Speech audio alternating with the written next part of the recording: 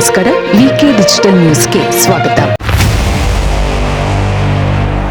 ಈ ಕ್ಷಣದ ಪ್ರಮುಖ ಸುದ್ದಿಗಳು.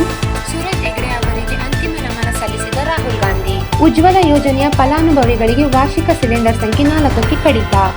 ಉಕ್ಕು ಸ್ಥಾವರ ದುರಂತ, ಮೃತರ ಕುಟುಂಬಕ್ಕೆ 25 ಲಕ್ಷ ಪರಿಹಾರ ಘೋಷಿಸಿದ ಎಚ್.ಡಿ. ಕುಮಾರಸ್ವಾಮಿ.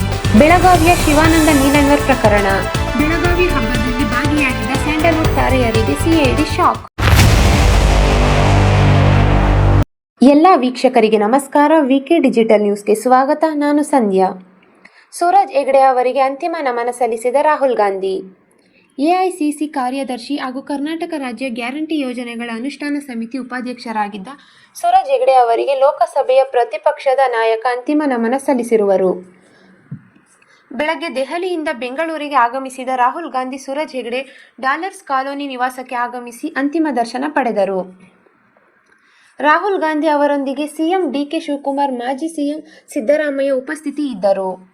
ಮಾಜಿ ಮುಖ್ಯಮಂತ್ರಿ ದಿವಂಗತ ಡಿ. ದೇವರಾಜ ಅರಸು ಅವರ ಮೊಮ್ಮಗನಾಗಿದ್ದ ಸೂರಜ್ ಹೆಗ್ಡೆ ಅವರಿಗೆ ಜೂನ್ 7ರಂದು ಹೃದಯಾಘಾತ ಸಂಭವಿಸಿತು. ತಕ್ಷಣ ಅವರನ್ನು ಎಂಎಸ್ ರಾಮಯ್ಯ ಆಸ್ಪತ್ರೆಗೆ ದಾಖಲಿಸಲಾಗಿತ್ತು. ಚಿಕಿತ್ಸೆ ಫಲಕಾರಿಯಾಗದೆ ಅವರು ಕೊನೆಯುಸಿರೆಳೆದರು.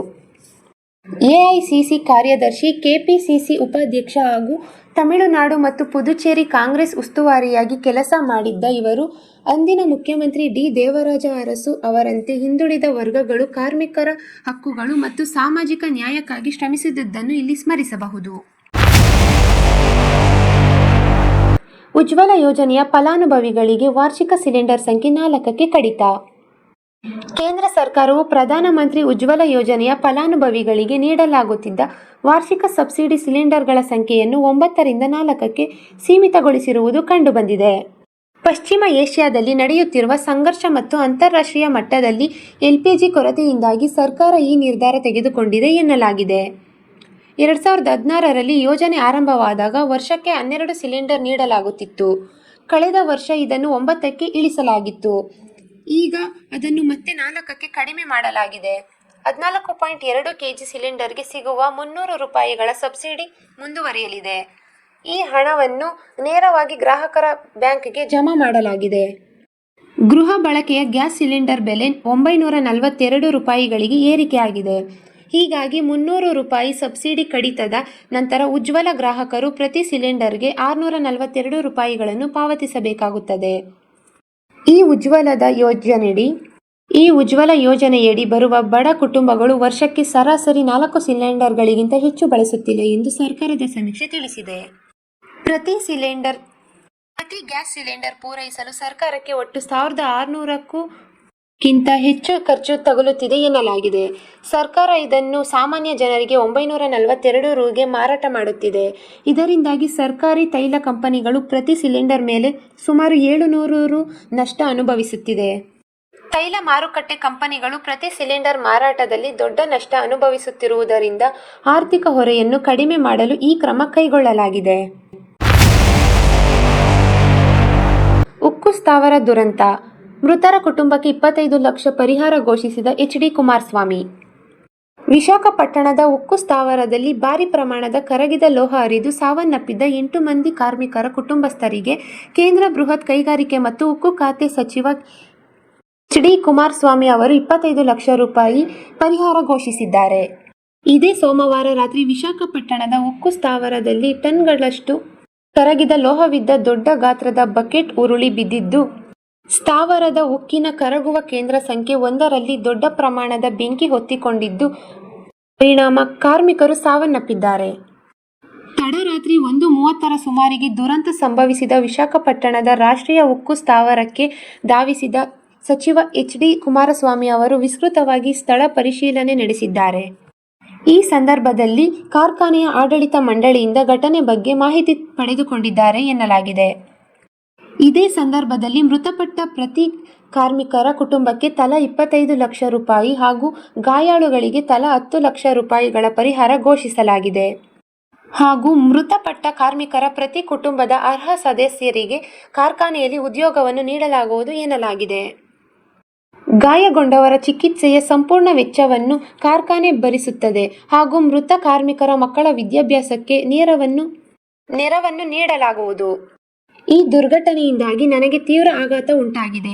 ಗಾಯಾಳುಗಳು ಶೀಘ್ರವಾಗಿ ಚೇತರಿಸಿಕೊಳ್ಳಬೇಕೆಂದು ಪ್ರಾರ್ಥಿಸುತ್ತೇನೆ. ಈಗಾಗಲೇ ದುರಂತದ ಕಾರಣವನ್ನು ಪತ್ತೆ ಹಚ್ಚಲು ತನಿಖೆಗೆ ಆದೇಶಿಸಿದ್ದೇನೆ ಎಂದು ತಿಳಿಸಿದ್ದಾರೆ.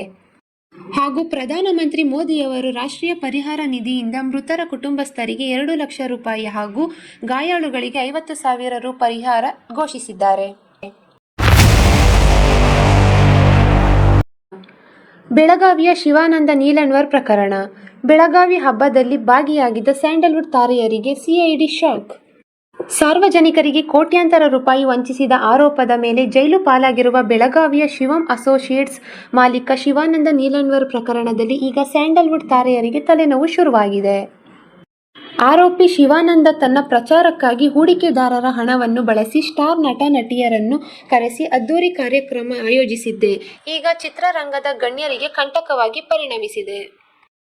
ಕಂದಾಯ ಮತ್ತು ಸಹಕಾರ ಇಲಾಖೆಯಿಂದ ಆರಂಭವಾದ ಈ ವಂಚನೆ ಪ್ರಕರಣದ ತನಿಖೆ ಸದ್ಯ ಸಿಐಡಿ ಕೈಯಲ್ಲಿದೆ. ತನಿಖೆ ತೀವ್ರಗೊಳ್ಳುತ್ತಿದ್ದಂತೆ ಸಿಐಡಿ ಅಧಿಕಾರಿಗಳಿಗೆ ಶಾಕಿಂಗ್ ವಿಚಾರವೊಂದು ಲಭ್ಯವಾಗಿದೆ. ಕಳೆದ ವರ್ಷ ಡಿಸೆಂಬರ್ 27ರಂದು ಬೆಳಗಾವಿಯಲ್ಲಿ ಶಿವಾನಂದ ನೀಲಣ್ವರ್ ನೇತೃತ್ವದಲ್ಲಿ ಬೆಳಗಾವಿ ಹಬ್ಬ ಎಂಬ ಅದ್ದೂರಿ ಉತ್ಸವ ಆಯೋಜಿಸಿದ್ದರು. ಬೆಳಗಾವಿಯ ಕರವೇ ಜಿಲ್ಲಾಧ್ಯಕ್ಷ ಹಾಗೂ ಸಿನಿಮಾ ನಟ ಎಂದು ಹೇಳಿಕೊಳ್ಳುವ ಅಭಿಲಾಷ್ ನೇತೃತ್ವದಲ್ಲಿ ಈ ಕಾರ್ಯಕ್ರಮ ನಡೆದಿತ್ತು. ಗ್ರಾಹಕರು ಮತ್ತು ಸಾರ್ವಜನಿಕರು ಶಿವಂ ಅಸೋಸಿಯೇಟ್ಸ್ನಲ್ಲಿ ಡೆಪಾಸಿಟ್ ಮಾಡಿದ್ದ ಕೋಟ್ಯಾಂತರ ರೂಪಾಯಿ ಹಣದಲ್ಲಿ ಈ ಸಾಂಸ್ಕೃತಿಕ ಕಾರ್ಯಕ್ರಮದ ಖರ್ಚು ವೆಚ್ಚಗಳನ್ನು ಭರಿಸಲಾಗಿದೆ ಎಂಬ ಅನುಮಾನಗಳು ಸಿಐಡಿಗೆ ಮೂಡಿಬಂದಿದೆ. ಕಾರ್ಯಕ್ರಮದಲ್ಲಿ ಡಾಲಿ ಧನಂಜಯ್, ಸಪ್ತಮಿ ಗೌಡ, ನೀನಾಸಂ ಸತೀಶ್, ರಾಗಿಣಿ ದ್ವಿವೇದಿ, ದಿಗಂತ್ ಹಾಗೂ ಐಂದ್ರಿತಾ ರೈ, ವಶಿಷ್ಠ ಸಿಂಹ, ಗಾಯಕ ರಾಜೇಶ್ ಕೃಷ್ಣನ್ ಭಾಗಿಯಾಗಿದ್ದರು ಎನ್ನಲಾಗಿದೆ. ಈ ಸಿನಿಮಾ ತಾರೆಗೆ ಎಷ್ಟು ಸಂಭಾವನೆ ನೀಡಿದ್ದಾರೆ, ಸಂಭಾವನೆ ಬ್ಯಾಂಕ್ ಮೂಲಕ ಆಗಿದೆಯೇ ಎಂಬ ಸಂಪೂರ್ಣ ಬ್ಯಾಂಕ್ ಸ್ಟೇಟ್ಮೆಂಟ್ಗಳನ್ನು ಸಿಐಡಿ ಕಲೆ ಹಾಕುತ್ತಿದೆ. ಅಕ್ರಮ ಹಣದ ವಹಿವಾಟು ನಡೆದಿರುವ ಹಿನ್ನೆಲೆಯಲ್ಲಿ ಈ ಎಲ್ಲ ಸಿನಿ ತಾರೆಯರಿಗೂ ವಿಚಾರಣೆಗೆ ಹಾಜರಾಗುವಂತೆ ನೋಟಿಸ್ ನೀಡಲು ಸಿಐಡಿ ಸಜ್ಜಾಗಿದೆ.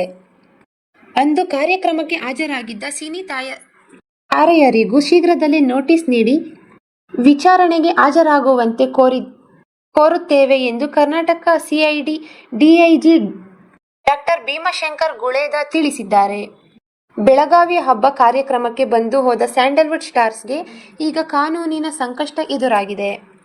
ಬ್ಯಾಂಕ್ ಖಾತೆಗಳ ವಿವರಣೆ ನೀಡಬೇಕಾದ ಅನಿವಾರ್ಯತೆ ನಟ ನಟಿಯರಿಗೆ ಎದುರಾಗಿದ್ದು, ಮುಂದಿನ ದಿನಗಳಲ್ಲಿ ಯಾವ ತಿರುವು ಪಡೆದುಕೊಳ್ಳುತ್ತದೆ ಎಂಬುದನ್ನು ಕಾದು ನೋಡೋಣ ವೀಕ್ಷಕರೇ. ಇದು ಈವರೆಗಿನ ಸುದ್ದಿಗಳು. ಮತ್ತಷ್ಟು ಸುದ್ದಿಗಳಿಗಾಗಿ ನೋಡ್ತಾ ಇರಿ ವಿಕೆ ಡಿಜಿಟಲ್ ನ್ಯೂಸ್.